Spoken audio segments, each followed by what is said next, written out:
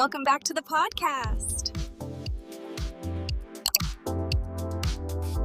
We have a great show for you today. Have you ever been standing at the grocery store holding like a simple $10 item and you suddenly feel a cold sweat? Oh my gosh, yes. The absolute panic. Right? And you were just completely terrified to open your bank app to check your balance. Have you ever felt that? Yeah, me too. It is super scary, just praying the card works. It is the absolute worst feeling. Welcome to the debate. Today we are talking about financial literacy. But you know, we are not talking about boring math or having a fancy university degree. We are talking about true peace of mind. Exactly. The big question we are debating today is, well, how do we actually get that peace of mind? I will be arguing that the secret is structural automation. We have to use machines and automatic rules to protect ourselves from our own bad habits. And I will argue that machines are just secondary tools. If you do not fix your deep emotions first and make sure your spending matches your life values, your automatic systems will just totally fail. Let us just jump right into it. So, humans are basically really bad at managing money. And I think the root cause is biological. We suffer from decision fatigue. Wait, hold on. That is a fancy phrase, decision fatigue. Let us translate that for our listeners. It basically just means your brain is super tired from making choices all day long. Exactly. Thank you. By 8 o'clock at night, after making hundreds of tiny choices at work, your brain is totally exhausted. Yeah, you are running on empty. Right. So when you have to do boring tasks like paying bills or moving money to savings, your memory and your willpower are just broken. You can't trust them. I mean, I hear what you were saying about being tired, but... So you just remove the choice. You put your bills on autopilot. You force yourself to take one small action the same day you learn something new, and boom, you win. I hear you, but I approach this from a totally different angle. Those automatic systems are incredibly weak if they are built on top of bad feelings. The reason people feel that sick feeling when they look at their bank app is not because they are tired. No? Then why is it? Because their real spending does not match what they care about. We live in a world with huge pressure to buy stuff. A person might say they care about their health or their family, right? Sure. But then you look at what I call their bank account report card.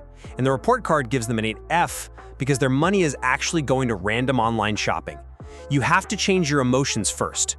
You have to reframe frugality. Wait, frugality? That is a C1 word right there. Let us use the translate rule. Frugality basically means being careful with your money, right? Like not buying useless things. Spot on. People think being careful with money means you're poor or deprived, but it is actually an act of self-respect. You have to check your reality before you automate anything. Well, let us talk about that dread, that sick feeling you mentioned, because I think this shows a huge crack in your argument. You say the stress is, a moral crisis, that people are upset because they are buying stuff that doesn't match their values. Precisely. It causes major cognitive dissonance. Stop right there. Another fancy phrase, cognitive dissonance. That basically just means your brain hurts because your actions are totally fighting against your true beliefs. Yes, perfect translation. And because it hurts, people do the ostrich effect. They bury their head in the sand. They hide. That is why I say you need a monthly 30-minute check-in. Just look at your report card without getting angry at yourself. I get why that sounds nice. It is a lovely story, but I completely disagree. Oh, really? Yeah. I think the stress is just cognitive overload. People are forgetting things.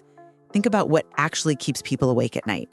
It is living paycheck to paycheck and missing bill due dates. Yeah, but... When you miss a bill, you get a $30 late fee. That is not happening because they secretly love buying shoes more than they love their kids.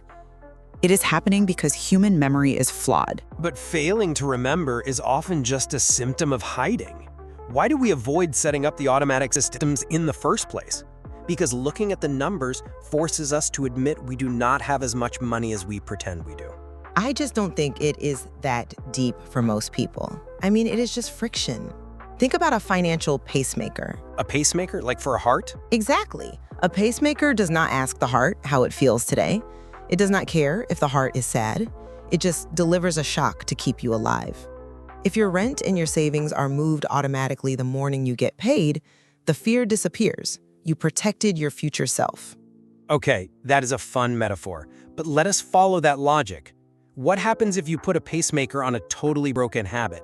Automation just makes things happen faster. It doesn't cure the disease. How so? Let us imagine a woman named Sarah. She makes good money, she listens to you, and she sets up an automatic transfer of $500 to her savings every month. Smart move, Sarah.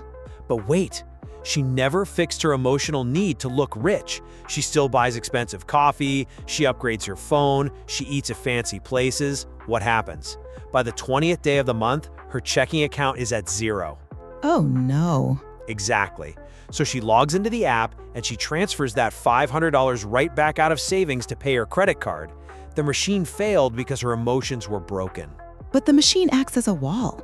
If the money moves to savings on day one, it is gone. She looks at her checking account, sees less money, and naturally stops buying fancy dinners. I am sorry, but human brains do not work like that. The illusion of wealth is exactly what we need to break. If you just hide the money from yourself in another account, you are treating yourself like a little kid. Well, sometimes we act like little kids. Maybe, but true financial literacy is becoming an adult. You sit at the table, you look at your past month, and you choose to do better. That makes you feel powerful. Let us test your theory then. What happens when the normal routine breaks? Let us say you get a surprise bonus at work, like $500 extra. Oh, surprise money. Yeah. Our source material talks about this, and it is the perfect example of our debate. Extra money is like radioactive material. It burns a hole in your pocket. It needs immediate physical action. I wouldn't call it radioactive, but there is definitely a crazy psychological urgency. It feels like the money is shouting at you like, spend me. Prick you. You will buy a smartwatch and say, oh, it is an investment in my health. People do say that. Right? So the solution has to be structural. The exact second that bonus hits your bank, you must buy a long-term skill. Buy a public speaking class or a computer course.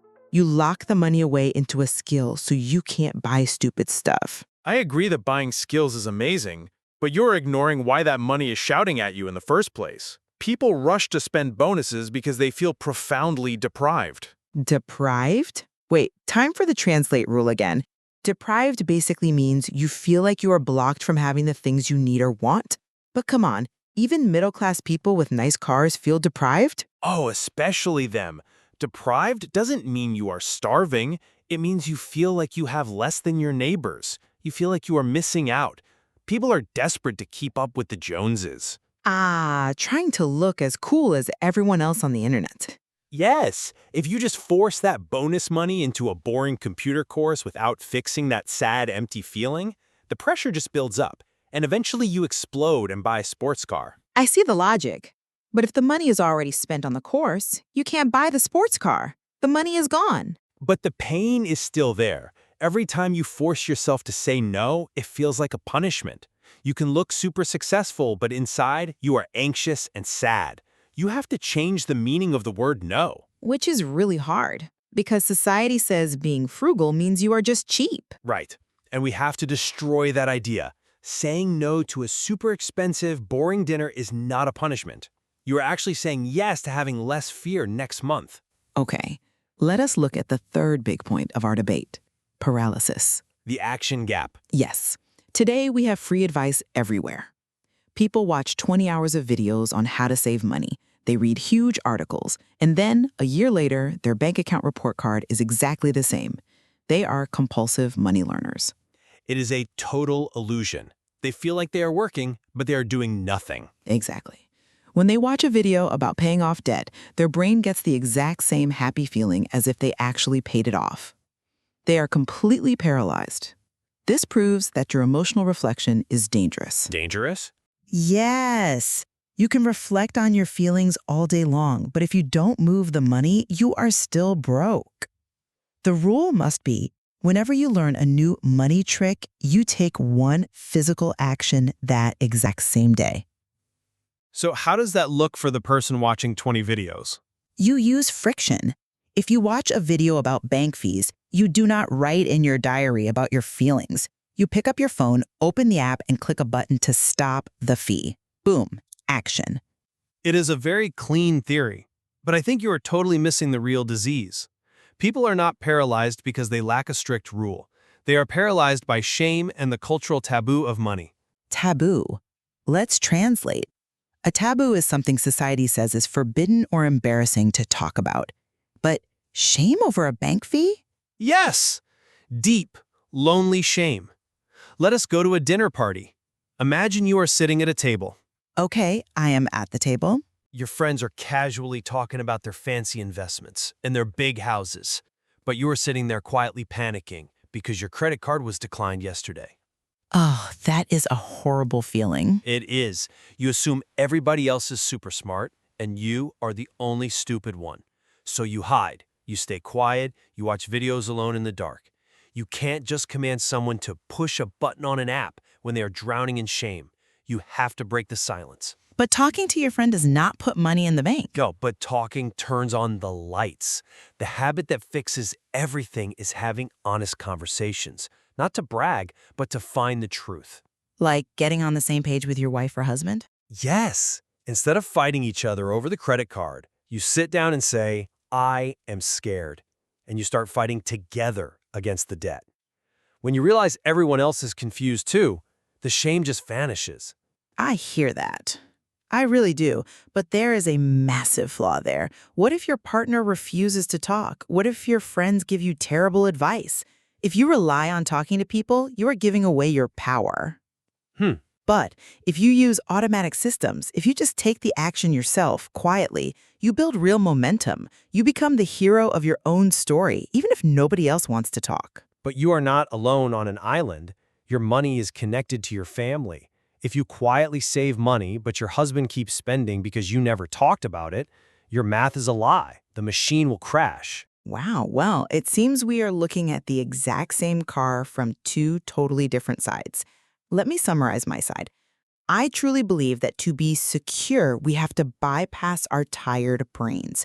We need automatic systems, and we need the strict habit of taking physical action the moment we learn something new. And to summarize my side, true literacy is an emotional fix. Machines are useless if you are secretly just trying to keep up with the Joneses. You have to check your reality, talk about it to break the shame, and emotionally reframe the word no. Even though we completely disagree on the method, we do agree on one huge truth from the material today. Absolutely. Getting smart with money does not require winning the lottery. You do not need to be suddenly rich. No, it is all about small, repeated habits. Whether it is your automatic apps or my emotional check-ins, those tiny daily choices are what give you control over your life story. I love how everyday habits give us that long-term peace. Actually, maybe the best way to look at it is this. Automatic systems are the engine of the car. They make you go forward. But psychological awareness is the steering wheel.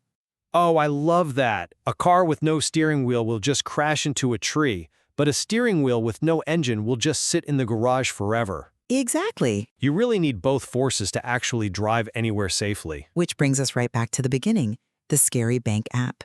When you finally become financially literate, you can open that app and you don't just see scary numbers. You see a story that you wrote on purpose. So true.